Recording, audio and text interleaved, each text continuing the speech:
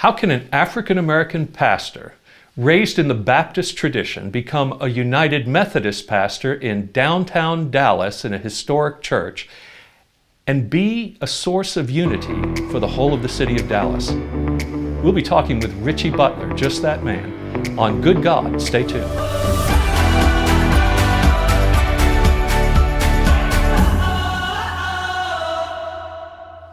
Welcome to Good God, conversations that matter about faith and public life. I'm George Mason, your host, and I'm pleased to welcome today Richie Butler, my friend and co-pastor, colleague, not co-pastor, but a pastor here in Dallas at St. Paul's United Methodist Church, yes. Downtown, historic church in the Arts District.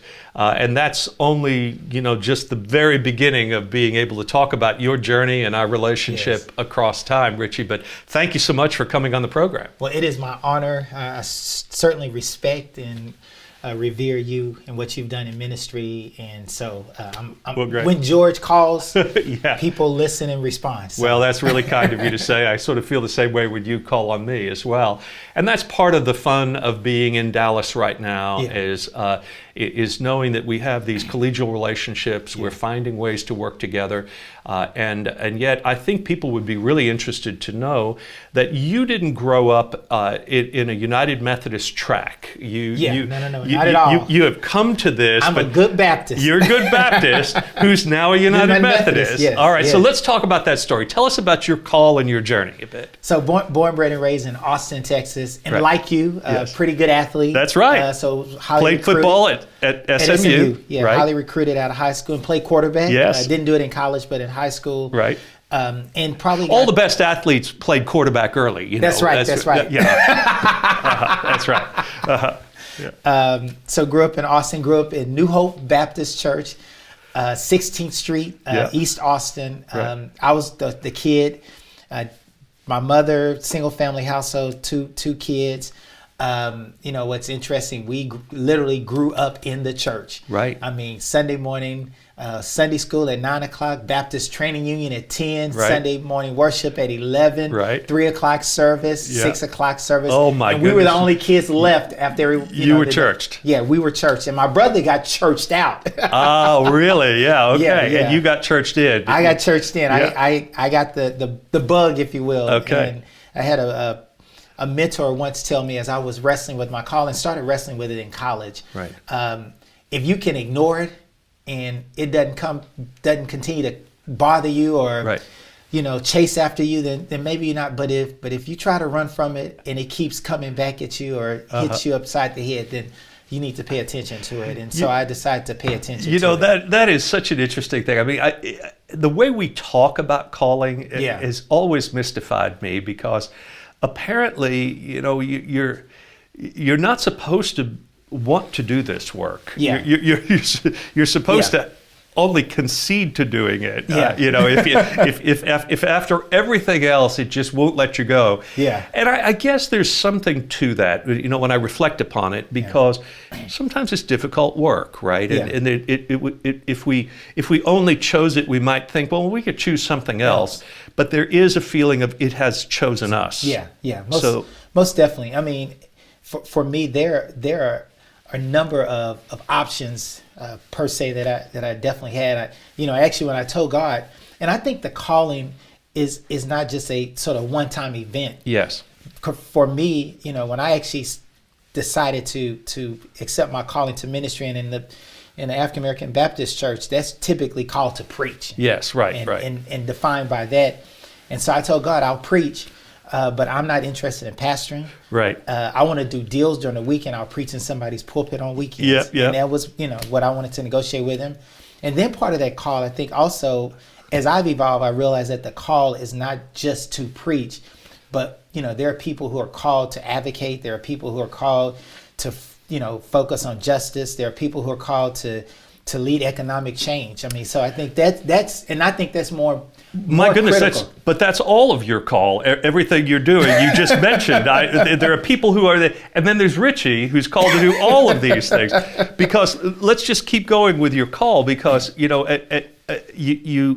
you went to SMU, then you went off to Harvard Yeah. and did an MA in theology or MTS, yeah. MTS in theology.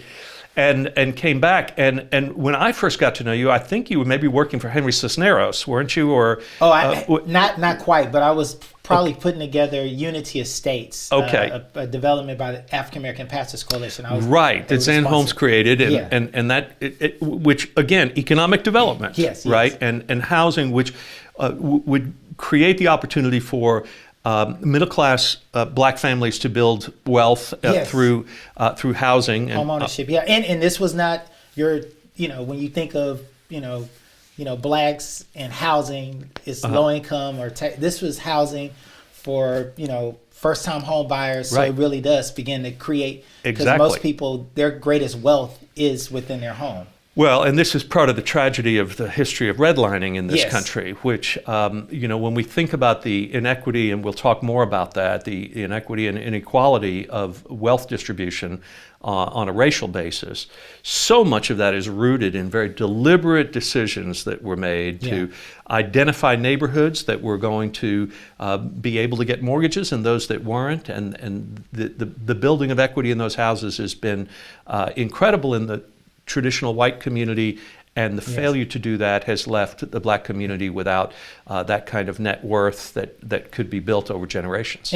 And that is in part why, the call for me was not just from the pulpit or classified or directed just in the church. Yes. Because when I got to SMU, I started to research and thought about how I go back to East Austin, which is very different today than the East Austin I grew up in. Yes. And transform that neighborhood, because when I go to my home or that area, housing is depressed, retail services, I mean, you name it, it's always underclass, underrepresented. Right. And I did the research and concluded that real estate developers can change neighborhoods. Yes. And thought about the fact that if you want to resurrect or improve a community, a real estate developer will find a piece of dirt, a building, and go make it happen. Right. And so that was part of a call for me to be able to go back to Austin and ultimately here in Dallas, and be able to create communities and be part of the built community. And also I concluded I tied it biblically, because I believe Abraham was the first real estate developer. Right. So I'm like, okay, we're going to follow in the Abraham tradition. Abraham as the first real estate developer. I don't believe I've ever heard that, but there's a way of talking about him moving into a land that God has Yes. given him that he had not known, Yeah. and building a city, essentially, which is, I mean, I hadn't thought about it in that way, but there is a movement in the Bible from a kind of more garden and agrarian kind of rural sense to the building of cities, isn't there? That's right. That's right. And also when we think about it, most of our biblical, leaders were not pastors. Right. Right. And we think about Abraham. Right. I mean, Moses was an activist. Yes. And probably would have, if he had stayed the track, he'd have become the Pharaoh, possibly. I mean, that's right. He could have been, and he chose not to. And David was a politician, and he was a man after God's own heart.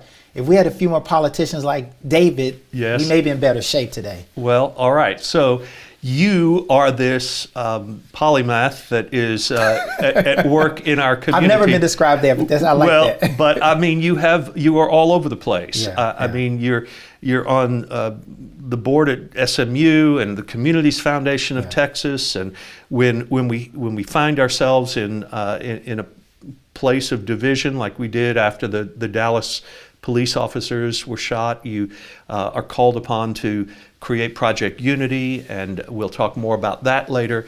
But I think that I want to go back to your sense of call. You interpret it more broadly, but it's still rooted in this call to the church. Yes. And so I know that when we first became acquainted, you started a church. Yes. You began Union Cathedral. Yes. And your ambition for that was to plant a church that would be multiracial, multi-ethnic in the center of Dallas. Yes. And that had a hard time flowering. That it didn't take off the way you wanted to, and it led you to some other exploration, right? Yes. So I mean, started Union Cathedral with grand visions and ideas, as you just described. I believe God had called us to be in the center of the city, in part to help shepherd. We also, that's why we named it Union, right? Because we wanted a place where all of God's people could come together and be. And unfortunately, sometimes the church is the last place that galvanizes and brings people together, and so really wanted to sort of press against that, and we were at probably 10 years old, and we were trying to find a building. Yeah. And literally spent two long years trying to find something in and around downtown. Limited resources because the size, so we were limited in our options, and ended up getting to know the bishop of the United Methodist Church, Mike McKee, who I think is a rock star because, he did something that was completely out of the box. Right. And St. Paul United Methodist Church was a church that was, definitely on a downward trajectory. And, we had a conversation and probably for a year or so, and came to the conclusion that wanted to bring Union and St. Paul together. You imagine, at the time, 141-year-old Methodist church. I mean, the oldest African-American United Methodist church in North Texas, the mother of, St. Luke and Hamilton Park and some of these great United Methodist churches, and Union Cathedral, this 12-year-old non-denominational church, which was founded by, a guy who grew up Baptist. Right. And the bishops, we looked at each other in the eye and said, let's do this. And my first series as the pastor of the merged congregations was, this is a God thing. Yes. And you could not script it any better, because everything that I think God had birthed in me through Union is now coming to fruition with the merger of St. Paul and Union Cathedral. Right. And really, isn't it one of those signs of how the Spirit is at work in our churches and in our denominations, that the strict denominational divisions that we have, the way we have to either identify this way or that way, that the way the Spirit's working on the ground, yes, in helping to create new partnerships, imagine new ways of yes, relating to one another, that's bringing the church together in a way that, all the National Council of Churches meeting in boardrooms never could do. You're right. You're right. And I think if we are just in tune with the Spirit, and I tell people this all the time, and maybe maybe it was part of God's plan that Union did not have the kind of growth I wanted it to have at the moment, because it probably would not have, the merger would not have happened. Right. There would not have been a need, for right, us to join St. Paul in terms of us, yes, driving it as a space. Yes. And so I think that, when we're walking in the purpose and the will, and we're in tune with the Spirit, He definitely leads. And I'll give you a great example. After we merged, literally a month after we merged, we hosted a community forum at the church in response to Michael Brown shooting, and I think the grand jury had chose not to indict. That's right. And so we had the DA there, we had the chief of police and the sheriff, and in that space there was so much anger, resentment, and frustration, and it was out of that moment that God gave me the vision for Project Unity. Okay, and out of the Michael Brown moment. Yes, okay, so it was out of that. All right. And we launched Project Unity. Pastors Andy Stoker and I started doing some things together. We started to host a prayer call, which you have yes, facilitated, for racial healing. And then, came the events of 2016 with the police officers being killed. And our city coming together, and out of that moment, we realized that there was a lot of energy and a sense of unity and people wanting to work together. And so the question was, how do we take this moment and make it a movement? And then God put in my spirit a year of unity. And then I sort of take a step back, George, and I realized my first real estate development deal was Unity Estates. Wow. The church I started was Union Cathedral. Yes. So you've been Unity all the way through. Yeah, now I'm United Methodist. That's right. All right. All right. And the United Methodists are not always united either. We're working through some stuff. We all are. Yes, all right. we are. That's right. Well, we're going to take a break and talk Okay. about Project Unity a little bit, and then we'll come back and continue in this conversation about unity. Okay, awesome. Thank you. Project Unity is committed to building and sustaining community relations. It began with a community forum at St. Paul United Methodist Church. It launched an initiative to address the divides in our community and country. Join the dialogue and find out more about Project Unity's community building events, activities, education, and empowerment. Visit yearofunity.com. We're back with Richie Butler, who is both the senior minister of the St. Paul United Methodist Church, downtown Dallas, and also the founder and president of Project Unity. Yes. Unity. Union Cathedral, United Methodist, Union Estates, Unity Estates, yes. right? And so, Richie, we keep seeing you turn up as a person who is trying to hold hands with the business community, the political government agencies, the churches, different religious groups, white and black and brown in our community. Every time we turn around, that's what matters most to you. Where's that come from? Yeah. Wow. I think we all have a bent. Yeah. That God has given us, Yes. and I think that's part of that calling, right? And that's my bent, and Yes. and I've had to.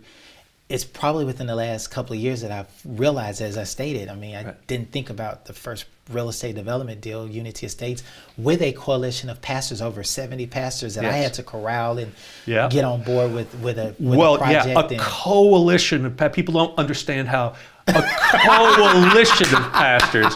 Getting pastors in a coalition is just... and these are all black pastors. Yeah, exactly. Yeah, right.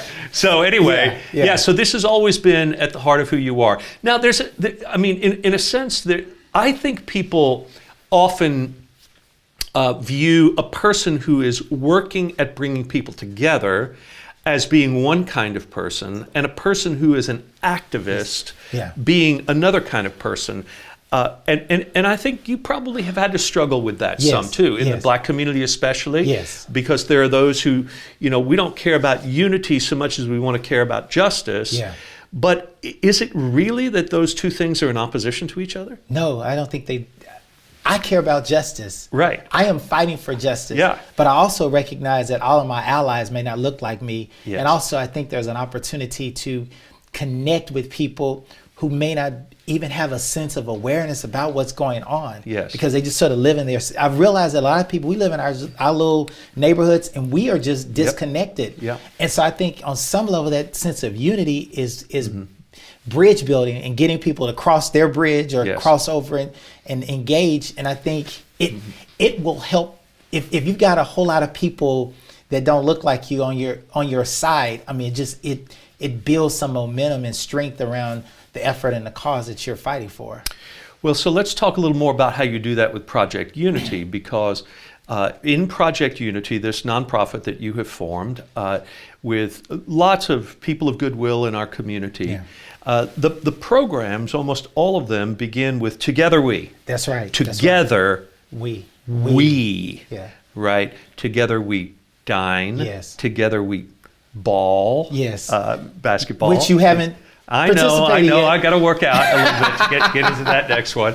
But together we sing, pray, all those sorts of things. And these are, so talk a little bit about the way these programs are trying to reinforce and bring people together. Yeah. You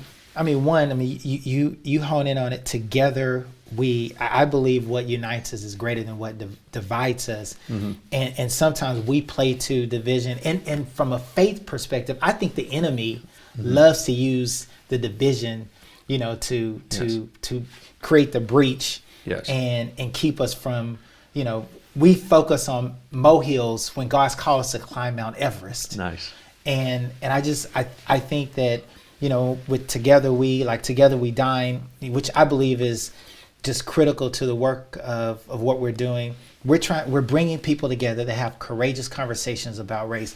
First and foremost, just to get people to listen, Yes. to listen to each other's stories. Yes. Because I believe that's where sympathy, moving to empathy, but also relationships are formed. Mm-hmm. So we've hosted, and one of our first Together We Dine events was at Highland Park United Methodist Church. So Right. for many people, the last place they would think about having conversations about race, Right. which I believe is one of the first places Yes. it needs to take place. But out of that, we actually form unity groups. So people, because some people are like, well, okay, we do it, then what? And we're working on the what, and part of the what is organic. Yes. It's people feeling called or moved or motivated to do something different, to actually, and one of the things we challenge people to do is to, listen to someone else's story. So that means engage with somebody that you normally would never, Yes. they're not on your radar. Right. Maybe it's a coworker that you have perceptions just because of the way they look. Mm-hmm. Go spend some time with them, because when it boils down to it, we may realize that we have a lot more in common. Mm-hmm. And if we can find to the theme of your ministry, if we can find common ground. Right. Right. So Faith Commons is the sponsoring organization of Good God. And Good God is trying to drive toward the common good. Yeah. How can our faith inform our commitment to the common good? And so when you get people together, you're putting them around dinner tables, at least so far, in large rooms with lots of tables and people talking to each other. But then when you put them on a basketball court together, say, for instance, or when they pray together, so it forces people out of their normal circles. Yes. And makes them listen to one another and to hear, and gives them also an opportunity to speak. Yes. And to say, from my experience, it looks like this. Yes. Where do you get that opportunity in our community otherwise? You don't. And where it's safe, or at least That's right.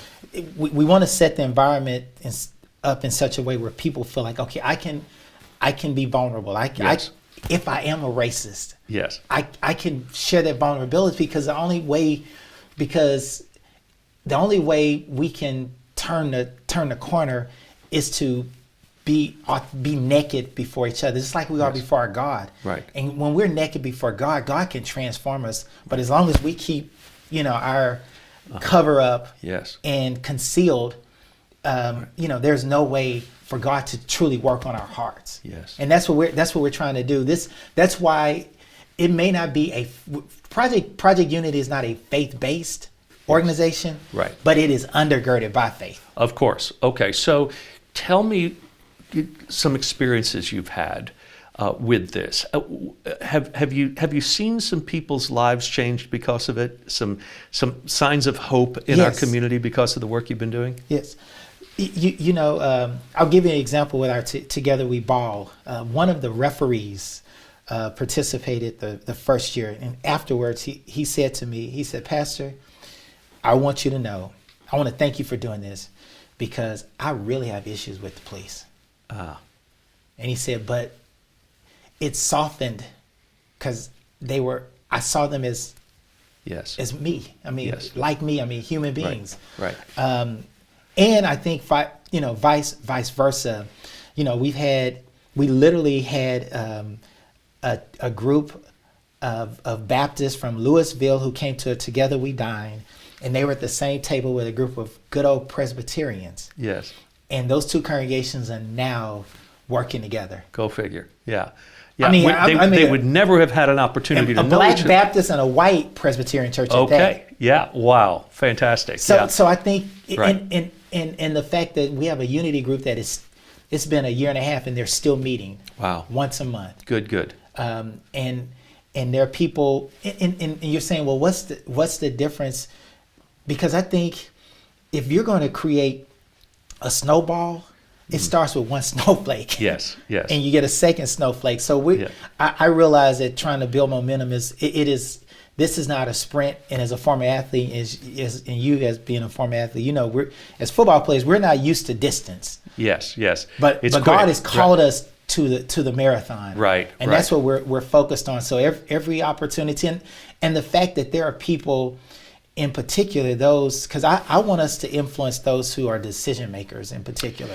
So Because that's an important part of this work too, Yeah. because I think what happens in a lot of our work in advocacy and activism and justice work, we sort of demonize the people who are people of wealth and privilege and position, and say they are really the enemy. Yeah. And many of them are doing the best they can in their own social location and the places but they don't really know how to exercise stewardship over their resources and influence. Yes. And that's the big move that has to take place, right? It's like if in Dallas, if the business community decided that Dallas had to be different because they saw the inequality of wealth distribution in this city as being unacceptable. Yeah. And they threw themselves into that challenge. Yes. Rather than allowing the marketplace to just let everything fall out the way it does. Then things would be different. But you've got to address it. And in part, that's why I sort of navigate these worlds, because I recognize, to be very candid, if I walked in just as a pastor, there is a different, especially as a black pastor, there's a different perception as walking in as Richie Butler, former partner of Henry Cisneros, private equity, and have raised money and invested dollars with CalPERS and done deals all over the country. That's a different. You have credibility then with people on both sides of this. The faith community and the business community and social capital. I'll give you a real live example. There's a small church, and I'll sort of give it leave them nameless in location, but in a city here in Texas, and they're trying to get a loan with a bank for a new building, and they don't have the resources. And I know the pastor, and we talked, and happened to know the person who is one of the senior executives, at the very top level of the bank. So I called him and just said, "Hey, man, can you guys do something?" And he said, "Send me an email, but send it from your business."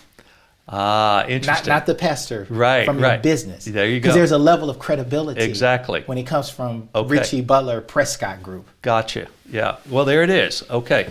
So what we're really talking about here is, Paul liked to talk about how he becomes all things to all people in order for God's work to be done. Amen. And I think that you are demonstrating how you can be in various different places, learn the language of government, the language of business, the language of the church, the language of community justice, and work in all of those areas for the common good. And that's changing things around here. It's hard work, and thank God for a wife and children who support Dad being away. It's a little exhausting at times, isn't it? Because it's hard to know always which hat you have on at any given time. Yes. But Richie, one of the things we love about you is that we know that whatever is going on in Dallas that matters, we know you'll be there. Yes. And we can count on you. And it's hard work sometimes, because sometimes the parties are at each other's throats, and it's not easy. Yeah. But you're the guy who wants to see unity happen, and we want to be partners with you in that, and we're grateful for you. Well, thank you. I'm honored. Thanks for being on Good God with us. Glad to be with you. Okay. Thank you, George. Terrific. Okay.